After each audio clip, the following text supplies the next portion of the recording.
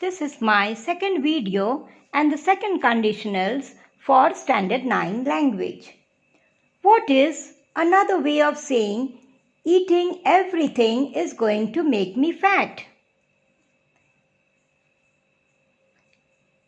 If I ate everything, I would get fat.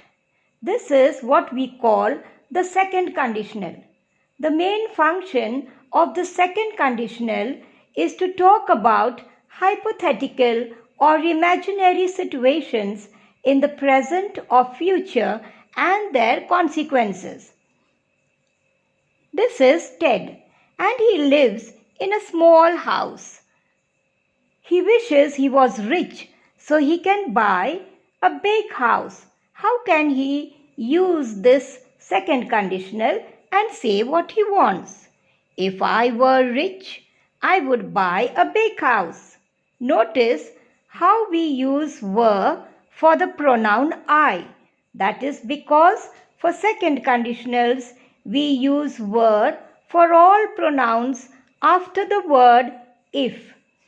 In the condition clause, including I, he, she, and it. However, we can also use was in formal language, especially in formal speeches. In this situation, Ted is using the second conditional to express his desire, whereas in the previous example, the boy did not want to eat everything. Now both the sentences are hypothetical or imaginary situations which are not true. A third function of the second conditional is to give advice. If I were you, I would buy a new phone. However, for short, we can just say the result or consequence clause. That is, I would buy a new phone. We can use could instead of would. Could means would be able to. Let's give this a try. James has a crush on Sophia. He wants to ask her out on a date. Sophia can't speak English and James can't speak Greek. So James says, if I spoke Greek, I could ask Sophia out. In this sentence, instead of saying, I would be able to ask Sophia out, James says, I could ask Sophia out. We can also use if only to say that we want things to be different. It has the same meaning as I wish, but it has a stronger emotion. For example, if only I were rich, I would buy a big house. If only I spoke Greek, I could ask Sophia out. However, we often say this without the result or consequence clause. For example, if only I were rich. If only I spoke Greek. However, we don't use if only for giving advice.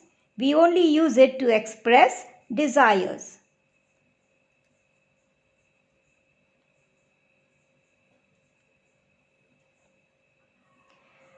Let us have a look at another example.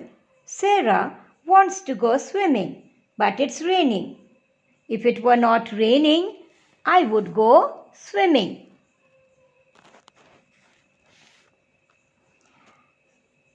Is Sarah talking about the past, present, or future? She is talking about the present. Is it raining now? Yes, it is. Is Sarah swimming now? No, she isn't. Does Sarah want to go swimming? Yes, she does.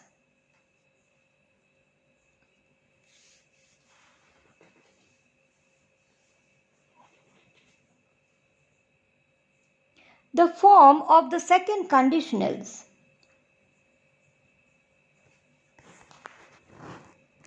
is condition clause, comma, plus result, that is consequence clause, that is if or unless plus simple past, comma, would or wouldn't plus the verb in the base form. For example, if I ate everything, I would get fat. Or if I were you, I would buy a new phone. Now, we can also switch the clause positions like we did the first one. And in the same way, we don't use comma after the result or consequence clause. Example, I would get fat if I ate everything. I would buy a new phone if I were you. Now, as we have already seen the functions, let us revise again.